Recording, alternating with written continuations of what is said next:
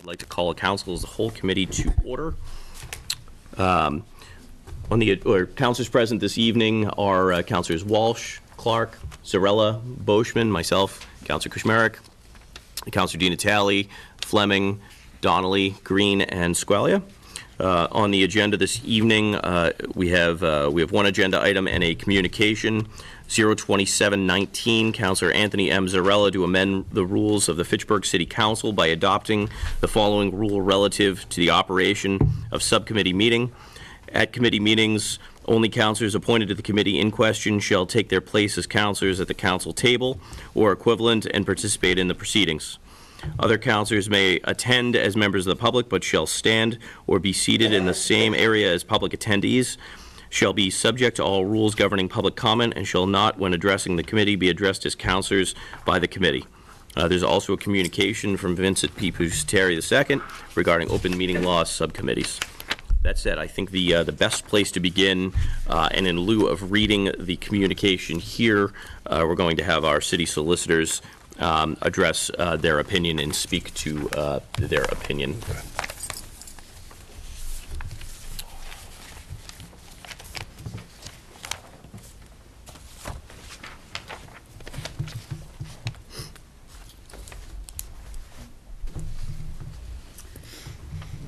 Good evening, councilors. You have to speak up. What'd you say? I know Councilor Boschman prefers this, so. Mr. President, I thank you for having us come to the center table and address the council. Attorney Tree, who everyone hopefully realizes now is the brain power behind the operation of the law department, has prepared herself, particularly in light of my recent absence, to hopefully help us get through this issue. So we could hear from her, sir. Absolutely. Councilor Zarella, at the beginning of this city council year, submitted a proposed rule change at the opening meeting. You will all remember upon hearing that both the solicitor and myself made an objection. That is because we have been aware of an issue for some time with the operation of the committees. And the explicit submission of a rule endorsing a practice that this council has undertaken really caused us some concern, because it is directly in opposition to more than one opinion of the Attorney General through the Division of Open Government. We had submitted a communication to this council. The issue is, very plainly, that the Attorney General has found that when a quorum of the entire council sits at a subcommittee meeting in their regular places and are addressed as council and participate in communications or deliberations, that this is a violation of the open meeting law, because a notification has occurred that the subcommittee is meeting, not the full city council.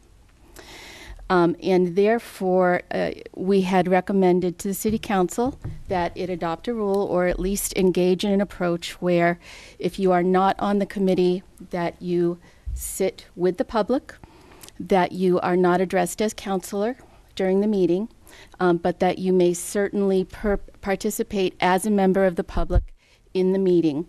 And that is going to mean by direct comment to the public body. We also... And to be very clear on that, I know that there may be some confusion on the point, and to participate exactly how councilors have already been participating. Ask questions, certainly, provide additional information, and at the time that the motion is made, not participate in the actual deliberation. Be recognized by the chair in order to speak. Those types of things that are ordinarily so. Knowing those things, it's really coming down to a location of seating and the addressing of an individual as a city councilor. And that is to ensure, and I'm sorry to interrupt you, to ensure that there's no public confusion as to what type of meeting that they're observing. I'm sorry. So we made these recommendations. This opinion by the Attorney General is really one of a line of opinions where they want to make sure that notice to the public of what is happening is absolutely clear.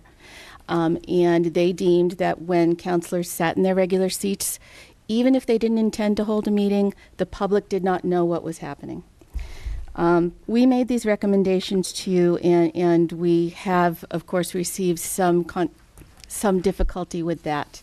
And I understand that city councilors always want to participate as much as possible in order to represent their constituents. But in this state, we have chosen transparency over efficiency. And that means that we need to abide by the open meeting law, even if it seems onerous or difficult or unnecessarily complicated. But this is not a rule that has either the effect or the intention of preventing any councilor from participating in a debate. We have received and looked at and evaluate some suggestions for getting around this rule. And in particular, one that's used by another local city council. And that method is to put a statement at the bottom of every committee meeting notice stating that if a quorum of the entire council shows up, then we intend to hold a joint meeting. And if a quorum does not show up, then we do not intend to hold a joint meeting between the full city council and the subcommittee. And initially, when we took a look at this did look like it technically complied because there was a technical notice that there was a meeting occurring. But it certainly didn't feel comfortable to either myself or to the solicitor. I did undertake to call the Attorney General's office and had a conversation with Carrie Benedon, who's the director of the Division of Open Government, about this. And it was her opinion that this notice is questionable. It's questionable because when you look at the notice, the public is not really ever going to know whether a meeting is going to happen or a meeting is not going to happen. And so this method of saying we might have a meeting if there's a quorum is really, it's not compliant because it doesn't comply with the notice requirements of open meeting law. But when you look at the whole body of law with the Attorney General, there have been several attempts by different bodies to try to do things efficiently and not comply with open meeting law. One thing has been serial communications. So sometimes it's an email passed around. The very famous case was in front of the Boston City Council, who circulated its members in and out of a room to make sure there was never quite a quorum present, and then they didn't have to hold a meeting. But every time a body tries to circumvent the law in this way, the Attorney General's office comes in and they institute a new rule, or they find that this is not compliant with the spirit and the intent of the open meeting law, and they stop the practice. I did have the opportunity to look at an opinion on a similar issue from an attorney named George Hall. He's been in practice a very long time, and he works at Anderson Krieger, who is a firm of very good repute that the city has had relationships with before. And he was looking at an issue, I believe it was for the town of Belmont. And what they were doing was they had a school committee, and they were working on some issues. And instead of establishing actual subcommittees to work on issues, one or two people would volunteer, oh, I'll take responsibility for that. And then they would meet informally in groups, but they would never actually notice a meeting. And it was the opinion of their counsel that, well, maybe you might technically be in compliance with the law, that this was not a good practice and it was likely to be found to evade the spirit of the law. And the quote that I'm going to read you from this letter is that the courts and the AG have a history of expanding prohibitory rules whenever it appears that boards and committees have developed intentional strategies to evade open meeting law requirements. And in using or considering the strategy of simply putting that notice on the bottom of every meeting, I think the same analysis applies. Although we've looked at it, we simply can't recommend it. I don't know what advice the other city council was given. And I'm never going to be privy to everything that that city councilor, just like any client and attorney, is going to have discussed between them. Anytime a client goes to see an attorney, they tell them a set of facts. And many times those facts are designed to obtain the answer that they want. That doesn't mean that the answer is correct when you look at the entirety of the circumstances. I know this is not popular advice, but it really doesn't change the ability of counselors to participate in their government and represent their constituents. And so, again, this is our advice. The council may act as it wishes, but this is our advice to the council. Thank you. Just, there's been 3 opinions on this topic already. You know, you follow the current opinion that you have here, or you actually notice and hold joint meetings between the entire city council and a subcommittee, which, and it's going to be your perspective, Mr. President, but in my mind, completely dissolves any need to have subcommittees. So I think you either really then have a very simple issue. Do you want to have subcommittees, or do you not want to have subcommittees? Do you want to have every meeting matter committed to a meeting as a council as a whole, or just resolve it right in front of your body as you're conducting a meeting? The issue is really simply that. If we're going to post a meeting, a committee as a whole meeting, the recommendation advice that we would give is we actually have to hold the meeting. And then we can't post a meeting and say, hey, wink, wink, nod, nod. We really just want to post this to provide coverage for compliance with the open meeting law. You don't really need to go to this one, because this one's just a public safety committee meeting. This one's just a finance committee meeting. We're just covering ourselves just in case folks show up. We think that that is that encroachment that Attorney Hall wrote about in his opinion, that the AG's office will come in and kind of do stopgap provisions. We've got a statute. Creative minds start trying to think of ways around it. The AG doesn't like that. They try to stop that from happening. They shut down the email chains where we don't have quorums on the email change. They shut down that famous case like Attorney Tree spoke to us about, City of Boston. They weren't violating the black letter law of the public meeting, of the open meeting law, but they did violate the spirit. So we would hesitate to make an opinion as to whether or not you want a subcommittee process or not, but I think that's your decision, sir. Thank you both. Before I ask the petitioner to speak and then open this up to counselors, I want to provide an opportunity for the public, having heard both the petition on the floor and our opinion of our solicitors, for public comment. Anyone wishing to speak for not longer than 2 minutes may do so now. Is there anyone wishing to do so this evening? I guess, yeah, Alexander Vera. I guess I will speak on to what Attorney Posteri said. I think that it's a good idea to either, I mean, because you're all council members, and I think it's important that, you know, everyone participate, you know, with, you know, everything going on in the city. So, I mean, I think it's a good idea to either, you know, have that decision of should we have subcommittee meetings or should we not, and just have, you know, you discuss everything with the entire council as a whole. That's all I have to say. Thank you, Mr. Vera. Now I'd like to, if the petitioner would like to speak to his petition, Councilor Zarella. Certainly, thank you. Attorneys Tree and Pusateri already noted the sort of legal and procedural background of this. I'd like to just reiterate, the attorneys in the AG's office who handle issues like this, they see a lot of really very clever attempts to work around things. And I'm not being sarcastic when I call the attempts clever. They're things that if I knew I was going in front of a strict textualist court, I'd make those arguments. But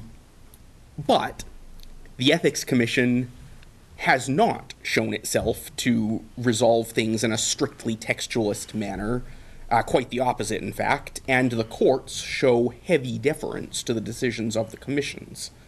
As such, we have to look at this as however clever we can be, they can be cleverer in shutting us down, especially because they don't have to go through any loopholes. They just have to tell us, no, you can't do that. So I do not want to be silencing or shutting down any counselor's ability to participate in debate on any topic. The question is how counselors participate.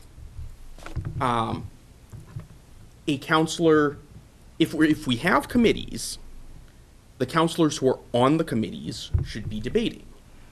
Any other counselor can raise questions to the committee, just as any member of the public could, and then the ball's in the committee's court to bring those questions to any subject matter experts that we have in front of us. And then, subsequently, the committee can't accomplish anything without a vote of the council anyway. We make recommendations on committees, not determinations. So the report then goes to the council, at which time any counselor may either A, request that a particular item be held out of the committee report, or B, simply offer debate on the motion to approve the report as a whole, if the issue is simply expressing an opinion on a particular item or a reservation. Furthermore, we have full access to department heads outside of meetings, so if the issue is gathering information from subject matter experts, that is entirely possible outside the context of a committee meeting, and that information can then be disseminated via really any channel that a counselor desires. If it's strictly factual information gleaned from a department head, I don't believe that would constitute debate if it were put out to the general public as a whole. Or it could be put out after debate has been concluded. I just want to clarify on this issue of debate, deliberation, communications. It is perfectly acceptable for the non-committee member counselor to make any statement or, if recognized by the chair, ask a question. That is perfectly permitted as long as they don't sit in their seat and are not addressed as counselor, and we stay within the topic of the subcommittee as listed on the agenda. Yes, exactly. Thank you. I was going to say the other thing is we have public comment. So if any counselor wishes to express an opinion to the committee, they may do so. They may have a time limit on that, but frankly, it doesn't take all that long to express an opinion, especially if the issue can be re-raised in front of the full council. I'm sorry, I lost my train of thought. So, any counselor can speak to the full council on any matter. Any counselor can glean information from the subject matter experts on any matter. And any counselor who has a petition in front of a committee will be afforded the same consideration as any other petitioner, including the opportunity to engage in full dialogue with the committee. The issue, as I read it, and as I believe our city solicitors also have interpreted it, is treating non-committee members with the same rules as the general public. So, if the general public can comment, the counselor can comment. If the general public can, if the petitioner from the general public can sit at the center table and engage in full dialogue, then so can the counselor. The counselor simply cannot be afforded privileges above and beyond those of an individual from the public. I will yield the floor for the moment to hear what my colleagues think, but I would be happy to answer any questions about my thought process involved in this. I look at this from several perspectives, and from those perspectives, I ultimately can't find any decision but to agree with Councillor Zarella's petition. First, I look at it as from an attorney general ruling. These are experts in the field that ultimately guide all open meeting law and how public bodies meet. They also have a mechanism to enforce that through fines. If we choose today not to move forward with this petition and choose instead to ignore this, we're then out of compliance and maybe may have fines levied against us. That would be the Attorney General saying, we don't believe that you're complying with the spirit of open meeting law. I look at it from the second perspective, which is our city solicitors. These are the two professionals in our city that this body and our entire city look to for guidance and advice on how best to comply legally. And they've given us a recommendation for how we can best conform and comply with open meeting law. Essentially, Councilor Zarella's petition is in line with their recommendation. Does it mean that there's not other ways to comply? It doesn't, but this one recommendation aligns us with, I guess, my third point, which is that this would align us with one of our sister cities in Gardner. It would align us with the two largest cities in New England, in Boston and Worcester. It would align us with the state government. It would align us with the federal government. So if we don't like this particular form of committee structure and this particular form of open meeting law, then we're saying we take issue with the very heart of American democracy, from our local New England-style governments all the way to the federal government. Committee structures are meant so that you have experts in the field who truly learn their subject matter and build a relationship and a firm understanding of the departments, the operations, the ordinances, and the rules by which they are operating within. I'm sure that every senator in the United States would have loved a shot at questioning now Justice Kavanaugh. I'm sure there are 100 senators in the country that would have loved that opportunity. Only the Judiciary Committee got to do so, because that's the way our formal government works. Committee makes a recommendation, and the full Senate debates it, and then they vote on it. And we would be simply aligning our practices as a local municipal government, a government of 40,000 people, to that of essentially 400 million. I've heard arguments and comments that we have another sister city. I would suggest that that sister city may also not be in compliance, and that would be a bad example to follow. I would also suggest that that wouldn't be a fair comparison. We're fortunate to operate as councilors within a city where we have virtually unrestricted access to city department heads and city resources and employees at all times. I can walk into City Hall and talk to just about any city employee. I can call city department heads on their cell phone. I can get them on email, by text message, virtually 24 hours a day if need be. Not every city operates that way, and I know not all of our sister cities operate that way. As such, some of those sister cities have found workarounds in how they meet and why they meet a certain way in order to gain access to their department heads. We don't need to do that here. We can get any department head at any time to get their opinion, to get the facts that we need in order to make an informed decision, an informed discussion and deliberation when we come to the council. Under this new process, councilors would be afforded those same benefits of being able to discuss with department heads at any time. They can attend a meeting, speak at a meeting as a member of the public, pose questions that they would hope that the committee would either ask or that a department head would answer under a petition, and then they can then debate at a full council. Access here is not being denied. In fact, we're really aligning more to the spirit of open meeting law. We are ensuring that government has the utmost transparency, not the lowest minimum threshold. And ultimately, we're aligning ourselves with the local, federal, and state models, as well as Robert's rules for how meetings are conducted. So for that reason, I can't fathom another reason why we should not move in favor of this petition. Next, we have Councilor Squalia.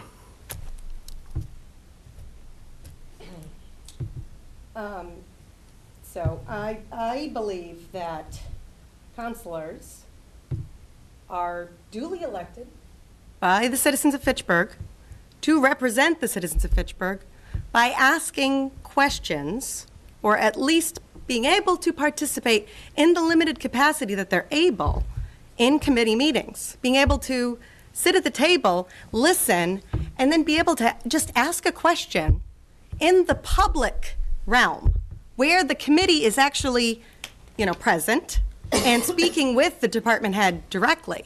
This, allows really everyone to be privy to those discussions. And, the open meeting law was enacted to, quote, eliminate much of the secrecy surrounding deliberations and decisions on which public policy is based. So when we suggest that counselors that are not on committees contact all the department heads individually, we're part-time counselors. We're supposed to contact the department heads individually, I assume after the committee meeting, after it's been sent to the committee, and get all that communication, and have all the questions answered, gather all that information, but we can't necessarily bring that to the committee in public because, which I would like to question this, we're talking about a lot that public participation is allowed in committee meetings. Now, public participation, in my experience, is almost never allowed in committee meetings. I mean, for example, the Finance Committee that we had last night, there was no public forum. And statistically, there's almost never a public forum in a Finance Committee meeting. And the vast majority of all our issues in the city are discussed in the Finance Committee. So, I sat here, I waited for an opportunity for a public forum, none existed. No such opportunity existed to the public to be able to ask a question. That doesn't necessarily exist. So when you say that counselors are able to participate from the public, then you're saying the public is allowed to participate in council committee meetings. Is that your interpretation? All committee meetings should be allowed to have public participation? I can answer that. Whether or not all public meetings, including committee meetings, should have public participation, should have a public period at the beginning, it's a matter for this council to decide. It can make a rule at its committee. In general and under the statute within the open meeting law, all public comment is at the discretion of the chair of the committee. The committee can certainly allow a substantial period of public comment if the chair wishes. And I would hope that the members of this body would trust that, particularly if they knew that another counselor had a matter on a committee that they really had a concern about, that they wanted to speak about, that they would be allowed a chance to speak if they asked. But that doesn't change the analysis under the open meeting law. This is, again, just because we don't like it, just because, it may not, in a committee meeting, afford you the ability to sit in your seat, be addressed as counselor, and, again, ask questions during deliberation on a motion. It doesn't mean that the advice as to whether or not it's open meeting law compliant changes. And if there's a quibble with the open meeting law, that's really a matter that should be submitted to the Attorney General. There's certainly, and I think the 2012 case that I had cited to you in my first communication to you, and then that you had cited back, I think, yesterday, that was a case where it was very similar. There was a counselor who was dissatisfied with not being able to go to every subcommittee and participate. And why didn't this meet open meeting law? And the course that counselor took was, I believe, to file a complaint against herself so that the Attorney General would have an opportunity to review it. That's certainly a course that's open, but that is a problem with the Attorney General's determination. It doesn't change our analysis of the situation. You went pretty far beyond my question, which was, you claim, multiple people have claimed, your counselors will be able to ask questions as the public. But what you just said there was that you would hope that the chair would recognize you, and you would hope that they'd be able to speak during a public comment period. So this council voted against mandating a public comment period for committees. So there's no requirement to have public comment. And in fact, many committees rarely announce a public comment, a public forum. But that vote's consistent with the public meeting law. The statute, and I forgot the section citation, specifically delegates the responsibility to the chairs of subcommittees to run the meeting. Well, yes. I mean, it's up to our council rules whether or not. Well, the subcommittee chair. And so what I think we're trying to point out to you is your quibble is with the law. You have a problem with the law. You don't like the law. The law doesn't. The open meeting law, which states that, number one, this is the procedure under which an open meeting is run. And number two, that chairs of committees and public bodies have the ability to control which members of the public speak and for how long. That's what the law states. I'm not saying that I have a quibble. And there's no way I'm to change pointing that out. without going to the Attorney General, making a complaint, saying that this is wrong, and if the answer of the Attorney General is not consistent with what you believe is the purpose of open government, there's always the opportunity to appeal that to a court of higher review. There's also the opportunity to speak with our legislature and advocate for a change in the law. But you don't advocate for a change in the law with your attorneys who are advising you on what the law is. I don't appreciate suggesting that I have a quibble with this issue. I'm bringing up the facts surrounding it, okay? So when you say that counselors are able to ask questions as the public, right, because we're public, we're not necessarily able to ask questions. That's a fact, correct? I would disagree with that. My experience is somewhat limited with this particular body, but zoning board, license commission, 20 years, and for a short period of time, counselor comes in the room, they're recognized. I'm If they speaking wanna specifically raise their- about if they wanna- committees of If the they raise council. their hand and say, can I be recognized, I would be shocked if the counselor was not recognized. I just can't fathom that would happen, but I guess to concede your point, absolutely, technically, black letter law, could it happen? It could happen. But that's, I just can't foresee that that's reality. In this so on particular that note, context. it is Yeah. your suggestion to this council for subcommittees, for committees, that they recognize counselors from the public or public in general, all public that wishes to speak on a matter. Matters of comity between counselors is within the purview of the council. And the council president, I think, sets the tone, and I would hope that all councils would treat each other with the utmost respect. Okay, great. Now I have another, just a note. When we talk about how state government is run or the national government, we have 107 senators, and we have 435 representatives. So when we say that, oh, well, a portion of them make up a committee and not everyone can participate, in city of Fitchburg, we have 11 counselors. I don't think any of us sitting at a table at a committee meeting, there's never been an issue that I have ever seen of anything unruly, things taking too long, arguments. I mean, there's just never been an instance of a problem. That may be a matter of perspective, but I'm going to give that to you. Have you heard of a complaint or a problem within the council of committee meetings where counselors are disrupting meetings?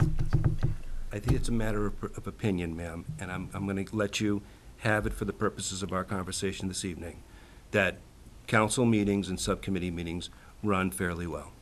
Yeah, I agree. Okay, so, on the note from the Attorney General's office, so I would like to read this. I passed this out to all our counselors. So the discussion actually in that note was that a 11-member body of the City Council of Marlborough, they have a 5-member finance committee, just like us. And all 11 members of the City Council attended a finance committee meeting. This is what happened in the story. And what happened here was one of the members, or a member of the public, I'm not sure, submitted this as a open meeting law complaint. And so this is where the crux of this came from. So it was suggested that since the meeting was not advertised as a concurrent meeting of the standing committee and the whole council, or a whole committee council, then the open meeting law was violated, which is our entire issue here. And even in the letter that you put in our council minutes, the crux of the issue is that it's not advertised that a whole meeting will occur. So both the council and the complainant suggest that this interpretation may prevent public bodies from working effectively with committees. The complainant explains that her complaint was meant to bring this issue to the forefront. In her letter, she suggests there must be a way for duly elected and appointed members of public bodies to sit at such subcommittee meetings, even if they're not members, and simply ask questions or just listen so that they can be more fully informed of all the issues affecting them. We agree, the Attorney General's office, and they note there is a way. So they give multiple options because there are multiple options of satisfying this concern. One of the options is to sit with the public. Another option is to sit and not ask questions. The third option is, if you do anticipate engaging in deliberation, there is a mechanism for that as well. If a quorum of the council wants to deliberate during a meeting of the committee, the council can post a meeting and allow the committee to hold a concurrent meeting to conduct its business. Now, you suggest that by advertising a joint meeting, we're suggesting that we're not having a joint meeting. But that's... Let me answer that, if I can, Attorney Tree. But, we're advertising to the public that there might be a quorum of of the public, of the full council at a standing committee meeting, which satisfies open meeting law per the Attorney General's office, where, I sent you the list of suggestions. I didn't get a response. But the Hanny Rush, the Assistant Attorney General, today wrote me, said, your proposal seems to comply with the guidance in the determination that you attached, as long as you indicate a meeting of the whole follows the agenda and does not veer into other topics listed on the agenda. And this is the same reading that I got from Kerry Kilcone, Assistant Attorney General, noting that when 2 or more public bodies hold a joint meeting, each public body participating in the meeting must provide independent notice of their meetings, or if posting a single notice, must clearly state that each public body will attend. The notice must include the date, time, and place of meeting and a list of topics the chair must reasonably anticipate will be discussed. So the crux of the issue is not councilors that are not on the committee can't participate. It's that we aren't advertising that councilors could be participating in addition to the committee, equaling a quorum. So, as I've suggested here, in an example notice, which I've given it to everyone, it's advertised as City Property Committee and Council as a whole committee. So the, notice at the bottom is just an informational for everyone that says, this notice of a City Council Committee of the whole meeting is posted in the event that a quorum of City Councilors is present at this standing committee. If less than a quorum of City Council is present, no committee of the whole meeting shall take place. If a quorum is present, any such meeting shall be restricted to the standing committee and agenda items listed above.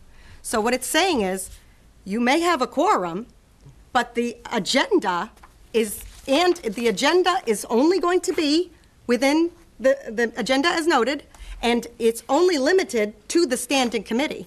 And in the suggested rules that I sent, I suggested that in our council rules, which we make our own determinations for council rules for joint meetings of any nature, as long as they are lawful, right? So I suggested that we have all standing committee meetings are advertised as joint committee meetings of the standing committee and of the whole. And in the case of no quorum, the meeting is limited to the standing committee and the agenda as noted. In the case of a quorum of a whole, the meeting is limited to the standing committee and the agenda as noted. Motions, seconds, and votes are limited to standing committee members only, and members of the whole are allowed to sit at the table, be addressed as counselors, and ask questions or otherwise present information as recognized by the chair. Now, I sent this to the Attorney General's office, and Hanny Rush responded. I read you the response that this seems to comply. And additionally, you know, I attached this that I just read from the Marlborough City Council that suggests, yes, they agree that there should be a way for duly elected members to participate. So, you know, what is advertising a meeting as a joint meeting? One of the problems that you said was if we advertise it, we're not actually saying that it's going to happen. Why is that the case? Why would anyone think that, or why would that be an issue? So if I can just address the number of remarks that you made. You're reading from a 2012 decision, and we're referring to the 2016 decision that came after that. There's actually 3 decisions that have focused our attention on this particular issue that we're talking about. In the 2012 decision, the discussion is to post the meeting and actually have it. If we take a look at the language that is being suggested, the words, if we have a quorum, then we may have a meeting, but we may not have a quorum, is consistent with the concern that I have, and that Attorney Hall had and Attorney Tree has raised, that eventually this mechanism is going to be seen as a manner of trying to elude the open meeting law. The order comes before City Council, the order will be referred to Finance Committee, for example. Well, we're also going to refer to a committee as a whole. Wink, wink, nod, nod. We don't all have to go there, but in case we do, we're going to be covered.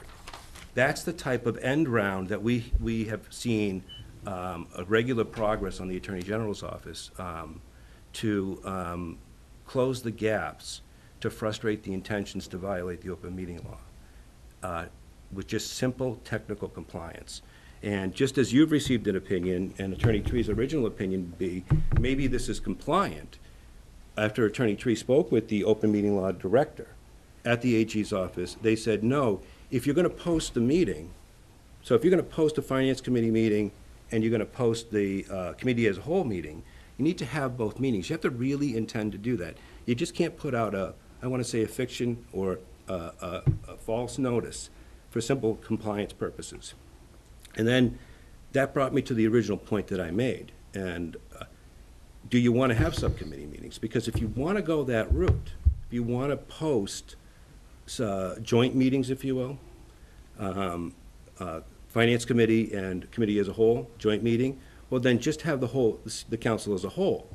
And if we're going to have just the council as a whole, then perhaps what we should just do is just deliberate all the orders right here in front of the body and not commit any of those orders to any type of committee for that type of deliberation. Well, what the advertising does, right, is it allows all the counselors to be able to hold a meeting. It doesn't say wink, wink, nod, nod, we don't have to go. So, but if I can just please interrupt you on that. So if we commit every finance order to a joint meeting between the Finance Committee and a council as a whole committee, are we expecting our counselors to show up and discharge their moral and professional responsibility to engage in that meeting?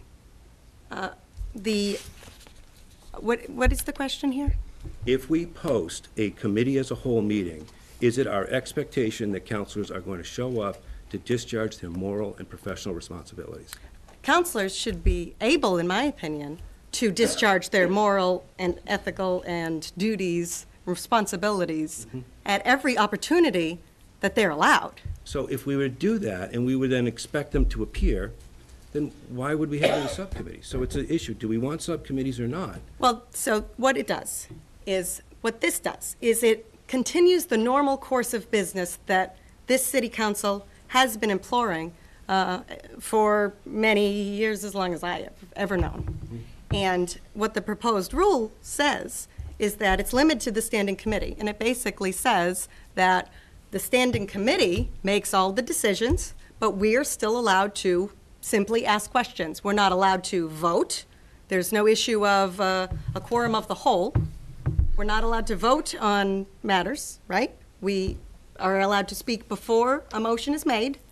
So it preserves the order of things that we've always done. And what we have always historically done is urge counselors to go to the committee meetings. Ask your questions there. Counselor, we had a committee meeting on this. You could have asked your questions there. There's no need to have another meeting on this. That's been historically the case. And that's what we're changing, because that's contrary to the open meeting law. You know, I do take issue with the fact that you make a suggestion that Attorney Dree didn't respond to your last communication. There's been a number of responses to your communication, and it's been the same point that you're raising here. You firmly believe that this lawfully complies and would be Actually, appropriate no, under- my question was, do you believe that this lawfully We complies? don't. No. Well, And this, we thought that we have communicated that to well, you. I actually had sent you a new proposal that I didn't get a response to. Counselor, you've sent me 11 emails, and I've responded to you 7 times. And I you are- appreciate that. Yeah, and I don't mind doing that, but it's a lot.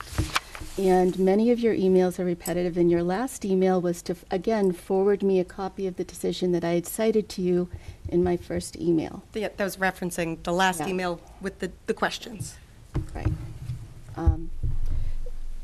I understand that you don't like this, but again, It's not that I It's- don't it- like this. it It's is that you I'm- don't believe it complies with what you believe to be your duty to represent your constituents. Oh, And or I'm what very glad all that of you our are duties. dedicated to your, to representing your constituents.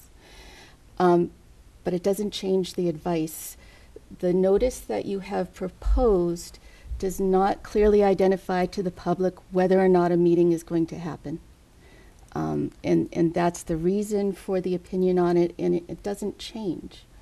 But this body is free to act as it will, and if it decides to continue its old practices, it is free to do that. That's the purpose of this vote and the vote of the committee today, the committee as a whole today.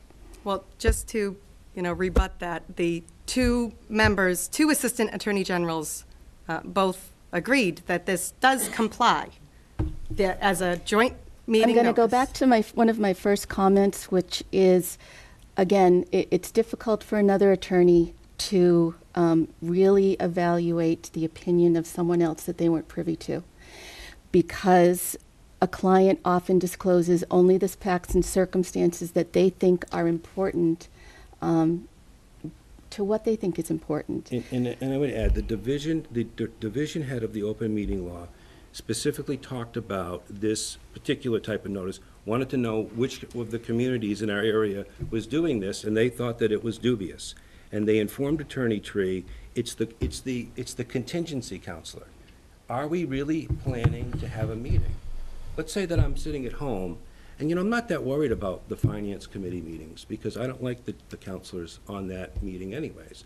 But I like the counselors that aren't on there. So I see now that there's gonna be a council as a whole meeting.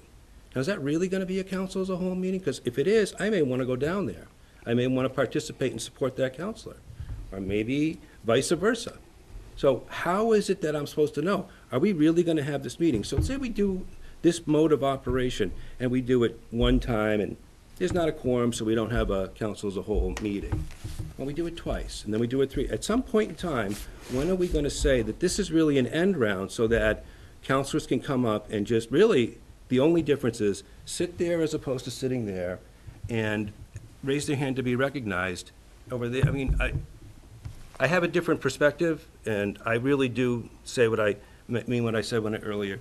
The comedy of how we treat each other, I hope that if a counselor sits in any board or commission of this city, whether it's the zoning board, the license commission, the planning board, the parks board, if they go down there and they raise their hand, they want to be addressed, I would expect the chair to address them, Or specifically committees of the city council. or committees of the city council.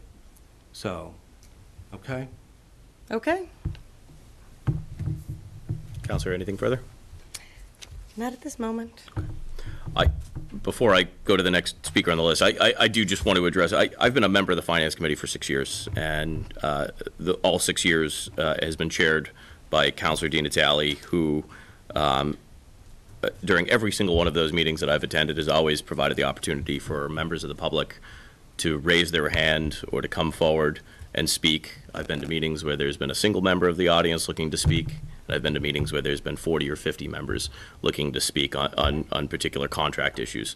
So I've never once seen an issue where someone has walked away angry that they didn't have the opportunity to speak.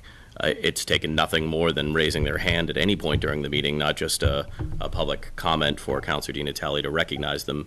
And just to make it abundantly clear, if it wasn't clear to the chairs sitting around the table that I've appointed, I would ask that each and every one of you not only recognize councilors, but provide an opportunity, as long as it doesn't interrupt the ability to execute the meeting and your authority to run an efficient and effective meeting. I would expect and ask that you always provide the opportunity for both public and, of course, your fellow councilors to speak and continue that dialogue.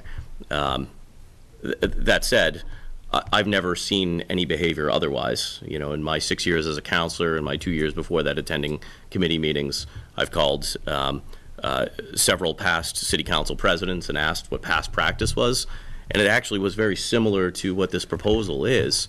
6 to 8 years ago, it actually was, a former council president, Jody Joseph, spoke about exactly that of, 8-10 years ago, it was widely practiced, and councilors did approach the center table and speak, and that was often recognized by chairs of councilors would get, first priority, and then members of the public, but they were given equal amounts of time.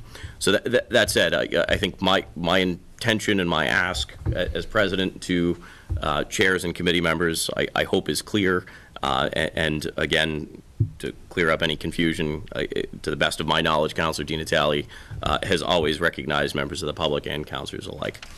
That said, next we have Councilor Green. I would just like to say that as the chair of public safety, there are times when that subcommittee is not going to be open to the public to participate in because of the level of a particular license that may come before me that has to do with Cory checks and sometimes some very personal information. So with that being said, I do remember in this past year, having to actually have somebody stand at the door so that the public wouldn't come in because it was not information that should or could be shared with the general public. When you're dealing with sometimes very personal matters with that. So, again, there's going to be times when, yes, the public isn't invited in and only councilors on the committee are going to be privy to some of that information. I've never had a problem with going to any committee, commission meeting, being out in the general public and not being always addressed as Councilor Green. There's times when I'm happy just to be Mrs. Green, Amy, so it doesn't matter to me where I sit in this body called City Council. It makes no difference to me because I'm positive that if it was such an issue that I needed to raise my hand and bring up an issue, that I would be recognized with or without my council hat on or not. And I think that it is unfair to present this as that it will never give the public an opportunity to speak. If the public is so inclined, we've had this room packed full of the public, and every person, even in the past 6 months, every person was allowed to give their opinion or voice their opinion on that. So I do hope that the public realizes that that we are not shutting them down from communication. We welcome their input. We welcome them to be here and participate in good governance. That is why we are elected. to be their voice when they can't be here themselves. So, with that being said, I will vote every day for transparency over efficiency when it comes to matters like this. Thank you. Counselor Boschman. Worst nightmare. I have no problem sitting out there. I really don't care if you call me counselor or whatever you want to call me. You can call me anything. The only problem I have is that if I'm sitting out there and you're talking, I can't ask you a question. Because now, if you say Council Boschman can talk, then that young man behind him may want to talk, and that young man over there may want to talk, and then that man over there may want to talk, and if we have 50 people, we could be here on one subject all night. All night. That's the problem, and I understand what the chair is saying, that I have the right to go and talk to you in private. We're very fortunate. But I also seen times when I have gone down and talked to people in private, I get all the way home, I said, son of a gun, I forgot to ask this question. All the way back down there again, and I had to go back down there and ask this another question. And I see the cell phone, but I'd rather talk in person because I get a cheap cell phone and I can't hear that good. Counselor, if the city council will supplement a higher level of plan, is that enough to satisfy? But that's, and we can say, like I was talking, and I talked to Anthony about it, and I talked to you, Mike Krasmerick, about it. You can say we have the opportunity to come to the full council as a whole. Prime example, let's go with the agenda the other night. We start off, we should say, in the finance committee meeting, we have from 023 all the way up to 039. If the council president tells me that we'll read 023 and we'll take a vote on everyone, I'll keep my mouth shut. That way we can debate that, okay. But if we're going to read it in a bunch length and all of a sudden the council to my right says, I make a motion that we accept 023 to 038, I get a second. Now you can't do it, and if you want to do it, you're at the mercy of your fellow councilors, because I know it happened to me because I wanted to vote against one thing only. They let me do it one time because I had to promise that I won't say nothing but no, I don't want to do it. I don't want it. I don't like it. I don't want it. But the second time they didn't want it, so I had to vote against everything I believed in except for that one item because they wouldn't let me do it. Point of information? Yes. Mr. President. It is actually, as we discussed, it is entirely permissible if someone makes a motion to accept the whole report and you want to vote yes on everything except one item. It is entirely acceptable to debate on the motion to accept the whole report, to say, I am voting yes because I accept all items except 2318, or and I dislike 2318 because, I would have voted no on it had I been allowed to. Or alternatively, you could say on the motion, I am voting no because I cannot accept 2318, but I am in favor of all the remaining items on the report. May I say something? No. Yeah, the floor is still yours, Councilor Boschman. Well, and I understand what he's saying. I understand wholeheartedly what he's saying on that thing. But if I vote, even if I say it, the record shows that I voted no. It doesn't say Boschman voted no for 023, but he voted yes for everything. The record shows that I voted no. I voted no. So, when the council comes, and I use the election time, if somebody's running against you and they say, Wicked, he voted no. Here's the record, black and white. It doesn't say that he objected, that he was in favor of it. It just showed that he voted no. And the other, I told you, and I told him, what I like when we have a debate, when we discuss the things, and the council over here says something, all of a sudden it makes you, it's almost like you feed, and you get better ideas and better quality of answers we limit ourselves to just going one-on-one with me and you don't get the same quality of answer because you don't know what I don't know what Councilor Green's thinking. I don't know what Councilor Di Natale's saying or Councilor Donnelly. But all of a sudden he said this. I said, oh yeah, what about that? I seen times when I said that when Councilor Joseph was on the committee, he said something and I said something and then he said, oh yeah, that's right. How about that? And it changes everything.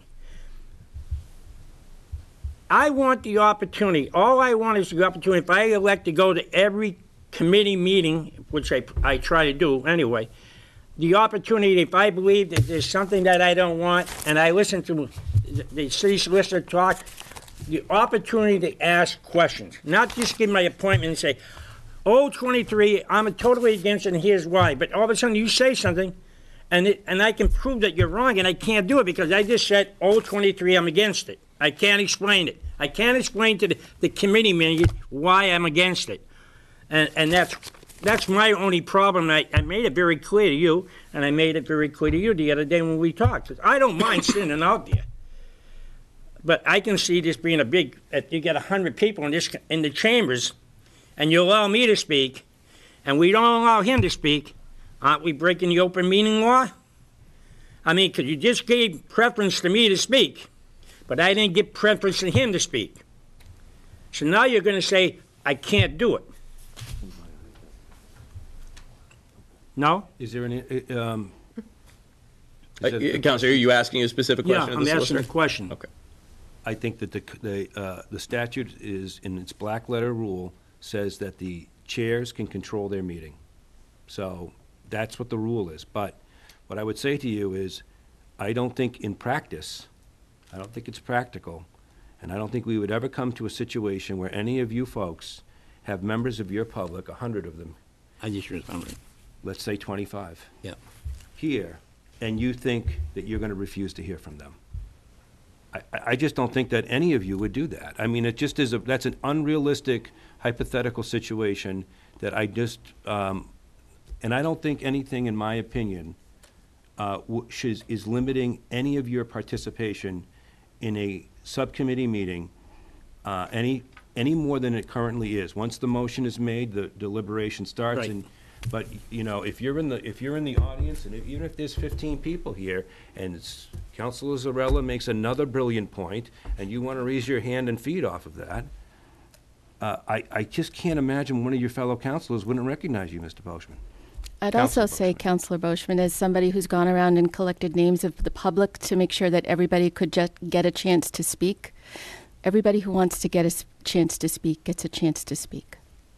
And I think the council's been very good about trying to guarantee that right. Just to clarify Attorney Tree's comment, when the room is filled, Council President Kushmarek instructs Attorney Tree or I to go and collect signatures Yes, or I know, I've names, seen that. so that we can most orderly hear from everybody. And that has been something that he's done since we've been with him, so. And I appreciate you going above and beyond your job. Those are other duties as assigned, I realize, yeah. We're paying for that, remember that. That's right. And we're happy to do it. Thank you. But those are my only concerns, and if we can address those concerns that I have, then I have no I'll tell you, I have no problem. But as long as, if we get 75 questions on the thing, and then, Councilor Scoria, or Councilor Donnelly, or Councilor Di Natale doesn't like some of them, we should be able to debate them then, and I'd open it at the full council. So that's the only, and I told you that before, and I know I've been hurrying up because a couple of times I've been saying, when he starts to read, Council President, I make a motion, we accept 023, 024, and 025, but I don't want to accept 029, pull it out so we can talk about it. So that's all I want. And I'll have no problem if we can do that. If this council can, if we can come to that agreement, then So, Counselor, I'll say this, I think, I think your point is well taken that, particularly if we're going in this new model there, towards this new method, then if a counselor wants to have something taken out of a report, I think we need to be more willing as a council to do that and to allow you to say, I'm voting for everything else on the report, but not for this particular matter, or I feel I need to discuss this particular matter or deliberate it amongst counselors. We already do it, but there are times that perhaps you haven't always had that opportunity, and I think so. Yes, I hear and understand what you're saying, and I think we can do a better job of doing that if we move to this new model that wouldn't necessarily allow you the same benefit in a committee meeting, but can we slow it down and try to give counselors a better opportunity to vote individually for matters that they may need to vote against or speak to? Yes, I think we can do a better job there. I just want to make one other note. Counselor to my right says he's going to teach me about Robert Rules, so I'd be so good at it that I can stop these meetings, right? Don't you twist my words. Councillor Walsh. Thank you, Mr. President. I guess I would like to say I think the committee system works really well. We have a number of counselors who have areas of expertise, and being on a committee, they've developed that expertise even more. And based on their cumulative expertise, they make a recommendation to the regular council, and I think that works well. I think that if every committee meeting is also a council as a whole meeting, it's going to be very inefficient, and it also I think means that every counselor will feel that they have to appear at every committee meeting, not just be urged to appear, but that they have to appear. And I know that we all have lives outside of this body, and sometimes that is just impractical for a lot of us to do. I try to get to as many committee meetings as I can, but sometimes it's just not possible. And I would like to say that the committee meetings that I have been to, I have never seen another counselor ask a question and not be recognized by the chair of that committee. It just does not happen. If this is passed, nothing is going to prevent counselors from participating in committee meetings. Nothing is going to prevent the counselors from asking questions of department heads. The department heads usually appear at both the committee meetings and the council meeting as well. It simply, you're not limited to visiting one-on-one. You can visit one-on-one, and then you can ask them questions at a city council meeting or a committee meeting. And the council can speak at both the committee meetings and the city council meetings and represent their constituents fairly. And I think this is a wise proposal, and I would be in favor of it. Councillor Di Natale. Thank you. The proposal before us is not a radical proposal. It is within the norms of how state and federal governments operate, but more importantly, it's how the great majority of municipalities in this Commonwealth and in this country operate. Lowell, Lawrence, Worcester, Boston, Gardner, Melbourne, all these places, to name a few, do exactly what Councilor Zarella is proposing. What is being suggested as a joint meeting is not only, as the solicitor said, dubious, which also means suspect, but it negates the need for committees. So the question before us this evening is very black and white. Do you want to keep the committees or do you not? It's that simple. Now, my committee and how it's been conducted has been called into question tonight. Unfortunately, someone wants to go down that road, and I'm not going to bite. But the meeting yesterday that was held, no one from the public was there other than department heads and a few counselors who could have asked me before the meeting, I want to speak, and I would have let them speak. No one did. Probably because they thought maybe I was going to open it up. I chose not to, because no one approached me, other than, there was no member of the public there, other than counselors who, in this case, were members of the public. If there was a counselor who wanted to speak yesterday, they could have said something, and they chose not to, so that's on them, not on me. 95% of the time, my committee meetings do not have anybody from the public there. It's just department heads. The committees that we run, Public Works, Public Safety, Property, which are really involved with constituent matters, constituents that affected by those petitions are at those meetings, and I've witnessed them personally. They get up to the center table and they speak on a matter that involves them directly. And if there's a council in this room who's a petitioner, they would be treated like a department head. You sit at the table and you advocate for your petition and your constituent. So the argument that this impedes upon our ability to effectively help our constituents is flat out inaccurate. It's not the case. There have been some comments made here tonight about how we conduct ourselves in council. This is all news to me, being here 12 years, and I'm glad that some of us have stuck up for this body to not make it look like we're some Politburo. Okay, we do allow councilors to pull things out of committee separately. It happened yesterday.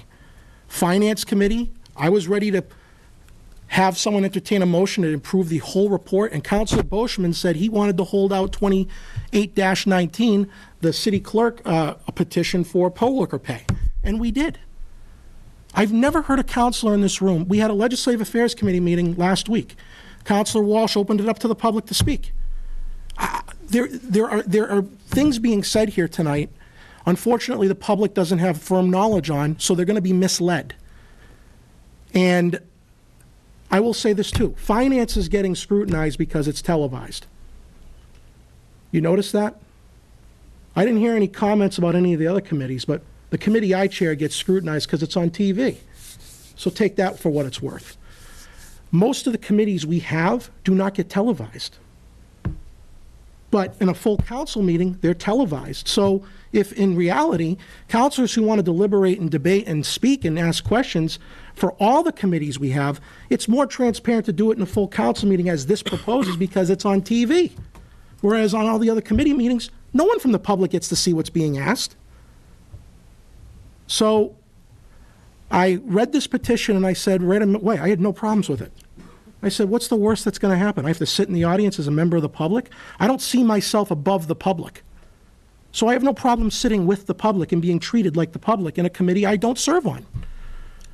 It is a common practice, and it's being made led to believe tonight that it is not.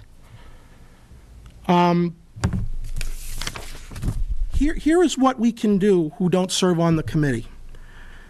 Number one, we can attend the meeting as a member of the general public. Number two, we can submit either a letter or written questions to the committee chair that they would like the chair to read and enter into the committee meeting minutes. If councilors have questions and they can't make a meeting, they can submit in writing a letter that they'd want the chair to read. I've done it myself many times that I can't make a meeting. I write a letter. Can you read this at the committee meeting? And 100% of the time the committee chair obliges my request. I don't agree with, since the committee chairs have the legal right under open meeting law to conduct their meetings however they see fit, I would say as a chair of a committee that I would offer latitude to everybody on the time they're allowed to speak. But I don't think it's effective or efficient or makes a lot of sense that during the meeting itself, if you want to raise your hand and speak out of the blue, well, that's no different than if you were sitting at the table doing the same exact thing. So I wouldn't agree to doing that. That doesn't make any sense to me. People are acting like if you can't be at the table, you can't effectively legislate, which is ridiculous on its face. No one is stopping you from asking questions offline or having your questions posed.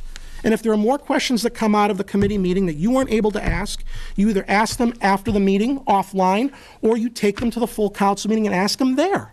No one is going to deny you the right to do that. No one has. So this is being blown way out of proportion by at least one of us. And I just want the public to know that it's just not the case. You know, the other things that we can do is you can speak during a public comment period. If you're listed as the petitioner, you can sit at the table, as I said already, meet with department heads, and openly deliberate during council meetings. So, you know, if you believe what's being said here tonight, this should go down 11-0, because we're all not on every committee. I would maintain that I could make a strong argument. I'm not on public works, public safety, or property, where most of the constituent matters go to. But I don't have a problem with this, because I have trust and faith and confidence in every single one of you who are on committees, that you will do the due diligence necessary and required and your homework and make an informed recommendation to the rest of us. And if I have disagreement, I'll make that known at the full council meeting. 95% of the time I don't. I either have my mind made up before the committee's even held, or I get my own information, or I go to the meeting, and then I make a decision at the end. But to me, if we want to abolish the committees, which is what our other option is, in my opinion, you are saying to every one of us, we don't trust you or have confidence in you, that you can do the work necessary in that specialized field. I've never once felt like I've been left out of anything. No constituent of mine has ever come up to me and said, you know, how many committee meetings have you gone to, Counselor? You're not effectively serving me. I'm being a little hyperbolic here, but it's just to highlight the fact that it's ridiculous. It just doesn't happen. So I want to preserve what the committees do. I don't want to abolish them. And, you know, unfortunately, this has been made into an argument that is made into a mountain out of a molehill. And as Councilor Walsh said, I didn't see anything, Councilor Boschman said too, I didn't see anything bad about this other than I have to be like the member of the public. I don't see myself above the public. So I have no problem with it. And I will support this.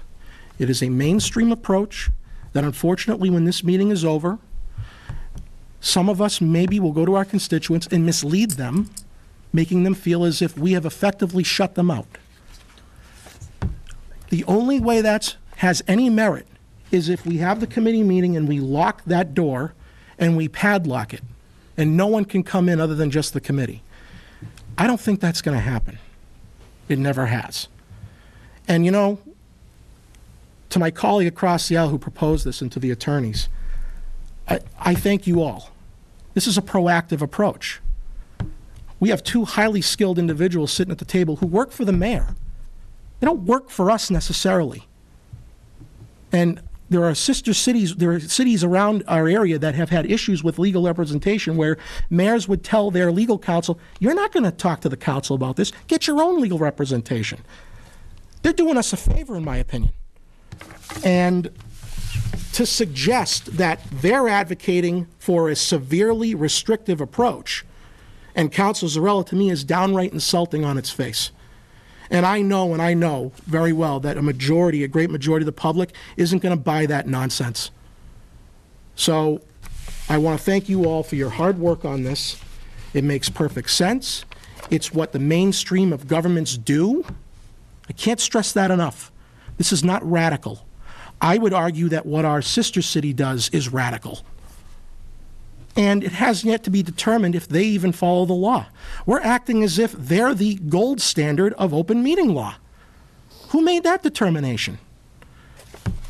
But if councilors feel that left out, if this passes, what's interesting to me is a lot of us, not every one of us, but a lot of us, for legitimate reasons, do not go to subcommittee meetings that are not on, because 95% of the time they're straightforward petitions that they look at and go, yeah, it makes sense. So-and-so wants to put a berm at their property. Why am I going to go to that meeting and speak on it? What do I care if they want a berm? Give them a berm. Or I'll let the Public Works Committee vet it with the superintendent of streets and the commissioner if it's cost feasible and if they can actually perform it. Because I have confidence in that committee. I don't have to inject myself in that process unless I'm the petitioner, which I'm more than free to do even if this goes through. So there's a lot of scare tactics being employed here tonight. Don't buy it.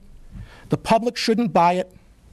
Again, if this is so egregious, then we need to look at a lot of other municipalities in our state and federal governments and go, wow, we're all missing something here. We all must be missing something here. We're all voting to stifle debate. Does anybody honestly believe that? So I appreciate the kind words, Mr. President, about how I conduct my meetings, and I would never question the way other councilors on this council conduct their meetings, because under the law, they are free to conduct them how they see fit, and as Attorney Tree has said many times, if you have issues with this, you have an issue with the law. You don't have an issue with their opinion, you have an issue with the law. So lobby your legislatures to change the law. So I will support this wholeheartedly, and I will reserve further comment once I hear other people speak. But to me, from the get-go, this was a clear-cut case of this is how it's got to be. And unless you want to abolish all committees. And then I don't really know how that's going to work. How's that going to work? And like one of us said tonight, I forget who it was, I don't know if it was the attorneys or Counselor, I think it was Counselor Walsh, what if I can't make every single meeting? You know, I've got a family, I've got a private sector job, I'm not looking for crying, I'm not looking to sound like a baby here, but, you know, I don't want to make it look like, because it's a council as a whole, I can't make it. You know, I can't make everything. So I trust the committees to do their work. And there's absolutely nothing in this proposal that would impede upon my ability to serve my constituents well. And how do I know that? More often than not, I don't go to committee meetings, and I've been overwhelmingly reelected 6 times. So I'm guessing from that result that I'm doing just fine adequately representing my constituents the way I've conducted myself. Thank you very much. Councillor Donnelly. Thank you, Mr. President. I just want to let people know, I started going to council meetings over 40 years ago, and I really never saw anything corrupt. Everything was open, and I will say I was a little bit resistant to change about this, but I've been convinced that I think we have to modernize. I'm a little surprised that some of the younger people may be more resistant to change than me. But I think it's the right thing to do. And with all of the testimony and how the chairs run the meeting, I think it gives everyone a chance. I will ask one question. When you get up and you introduce yourself, if we don't say we are an elected official, are we evading the process and fooling some people that might not know who we are? To answer that, I don't know the answer to that question. So, I mean, it simply just tell you that you would think that when anybody speaks in a public meeting, for them to be fully identified, that seems to be a fair expectation. But when I read the Attorney General's, they have 3 opinions, they're all progressive. They're saying not to be recognized by counselors as counselor. So if you're saying, how am I going to be introduced? I don't have anybody at the Attorney General's office. I don't have a statute telling me this is how you introduce yourself. So the answer is, I don't know. And to a certain degree, we have to leave that up to us as individuals. So if you want to step to the table and say, I'm a city councilor, I can't say that that's a clear violation of anything. The point of the matter is, what does the public think they're watching? What type of a committee meeting? And if I have Councilor Donnelly stepping up to this table, not sitting up at the council table, identifying himself as a counselor, not a committee member, I think that should not create a lot of confusion. However, I do have a black letter ruling, you can disagree with me if I'm wrong on this, that says that we don't want counselors addressing yourselves as counselors. Now, could I see a decision coming out of the AG's office next month, next week, next year, 3 years from now saying, listen, we don't want anyone calling anybody counselors? Anything's possible. I mean, it's not, open government versus efficient government, identifying yourself clearly, I put that in the category of efficient. We got open government. That's what we've decided to have in the Commonwealth. Thank you. Councillor Fleming. I just want to say that I am in favor of this petition, and that I echo the sentiments of most of these, probably pretty much all of these counselors. I guess what I was expecting tonight was to have a big crowd of people here opposed to this petition, but yet I see nobody here opposed to this petition. So it just says to me that we're working in the right direction, we're following the law, you're the experts, and we should do what the law dictates us. And that's pretty much it. Councillor Zarella. Thank you. First, working backwards, I'd just like to expand a bit on what Attorney Pusateri just explained. The petition as currently written would not prohibit a counselor speaking as a member of the public from identifying themselves as counselor. And in fact, in certain circumstances, it would seem useful for them to do so. If it's, say, a ward counselor speaking to an issue of special concern to their ward or what have you. It simply dictates how the chair will recognize the person who rises to speak from the general public. So if I were chairing the committee and Councillor Donnelly asked to be recognized, he could say, "I'm Councillor Donnelly, a councillor at large." I would say, "Thank you, Mr. Donnelly. What do you have to offer to the committee?" On that subject, since we were speaking of the way that committees are run, I am myself a committee chair on city property. I can recall one time when I did close public comment and not allow people from the audience to speak any further after the initial round. That was because I had a room full of 20 or 30 people, all wanting to speak on a single issue. All of those who wished to speak at the beginning of the committee meeting had ample opportunity to speak, and I gave them leeway with respect to time limits. Then I closed public comment and deemed that in order to get on with the business of the committee, we needed to deliberate amongst ourselves without taking further comment. I don't anticipate any exception to that in the future.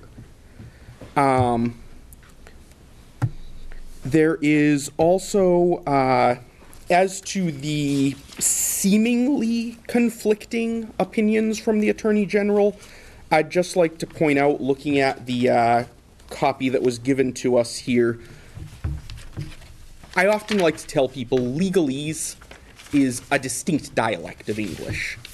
You need to, when you get an official opinion from an attorney, you need to know how to parse it. What this says is, seems to comply with the guidance in the determination you attached. In other words, looking at the attached case and not doing further investigation into other surrounding law, it appears to comply. But as our city solicitors noted, there were subsequent cases after the one being referenced by the attorney in this brief opinion. As to the concerns of the counselor to my left, I have a question for our city clerk briefly. If a counselor were to register a specific objection to an item in a committee report, but the vote was taken as a whole report, would it be possible for you to enter into the record that counselor's specific objection? Anything is possible, Counselor. If the council so wishes, then we will take that action. Thank you. And further, there is just a point of clarification. Madam Clerk, at times you have, I've seen on the minutes before when a counselor specifically speaks opposed to a motion for a full report, where a counselor speaks adamantly against. I've seen that, Counselor Boschman speaks against, spoke against item 02018, for example. So it's been done before, and so I suppose if a counselor asked, I'd like the record to reflect that I'm speaking out against this and voting against this for this reason. That could be reflected if the counselor specifically asked in that moment. It's very helpful if the counselor were to say, I would like the record to reflect, because we do not take verbatim minutes. Yes. So that would be very helpful, and of course we would do that. Great. Thank you for the clarification. Thank you. Additionally, I'd just like to note that in the instance where that is not sufficient, in the instance where a counselor believes that rather than simply registering objection to a particular item, the counselor believes that it is urgent to persuade the remainder of the council to in fact vote down a specific item that has been motioned as part of a whole report, it is permissible both to debate that on the motion for the whole report, encourage the councilors to vote down that motion, and then make a separate motion to approve all but the objectionable item, or with unanimous consent of the council, even a motion that has been made, seconded, and put before the council can be amended or withdrawn in order to modify it to exclude an objectionable item. And I believe that was all I had wanted to add. I suppose I'll add, as to the subject of sort of bouncing ideas off of colleagues and getting ideas for better questions, honestly, I'd love to be able to do that outside, you know, in a context outside of committee hearings and whatnot. The open meeting law, as regards communication between councilors, personally, I feel is unduly restrictive. But again, that's an objection to the law. We, the council, can do nothing about that. So I am very sympathetic to that particular concern, but it is not something that we have the power to address as a council. Councilor Squalia. Just to start, one of our counselors clearly has specifically been targeting me, and I just would like to say, don't take it personally. Finance Committee is my favorite committee, and not just because it's on TV, okay? Finance Committee has all of the financial concerns of the city, and that's why I love to attend Finance Committee. And so my large concern with this is to not be able to ask questions in committee meetings. But I noted a few things that everyone has said. President Kuchmarek notes that he recommends that all committee chairs should allow the public and councilors to be able to raise their hands and ask questions. Okay. Solicitor Pusateri notes that councilors have always been allowed to speak and hasn't seen any instance where that hasn't been allowed in his experience. And that nothing would limit participation in committee meetings with this. Multiple people have noted to raise your hands during committee meetings to ask questions as a member of the public. Councilor, I'm going to clarify. My comment was that chairs in some form or another should allow for public comment, whether it's public comment or raising hands, whichever the method may be set by that chair. One or the other. Okay, great. And it was noted that this won't padlock the committees. And it was noted that I think that it gives everyone a chance to be able to raise your hand if a member of the public and be recognized by the chair. So, you know, my concern is that won't happen, and my concern is that public forums won't be held. But, so I would just like to say that if, you know, this passes, I would just like to say that I would hope that we will recognize counselors in public meetings to allow them to ask questions of department heads or whatever from the public. And two, on Councilor Boschman's concern of a slate of issues. So if you're not able to ask questions in a committee meeting and things come up as a slate of issues, it would be nice if a council requested that something be held out, that request should be honored by the council. I know specifically there were two situations in the past year that I've been a counselor that was not honored. So if that were to be honored, I think that we would take a good step forward for all of us. That's it. Thank you. The motion is before the council. The matter is before the council, excuse me. Just to clarify, I think my remarks, I don't want to, and if I misspoke, I want to apologize. It wouldn't limit anything beyond what you're doing, because once that motion is made at the subcommittee, typically that's only committee members then are debating. As we've been doing it. I wanted to make sure that was clear. Thank you. Thank you. Councilor Di Natale. I just want to make it very clear in what I said as a chair of a committee. I said public comment period. I never committed to just anyone can raise their hand during a meeting and interrupt the proceedings.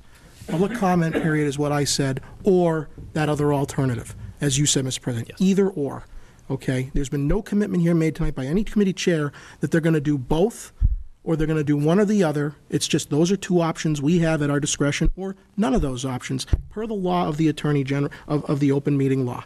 So I just want to make that clear. Thank you very much. Matter is before the council. Make a motion to accept 02719. I have a motion and second to accept 02719. Speaking on the motion, all those in favor? Aye. All those opposed? One in opposition, Counselor Scalia. Matter passes 9-1. Move we adjourn? I have a motion and second to adjourn. All those in favor? Aye. All those opposed? We're adjourned. Thank you, councilors. We have a special meeting of the City Council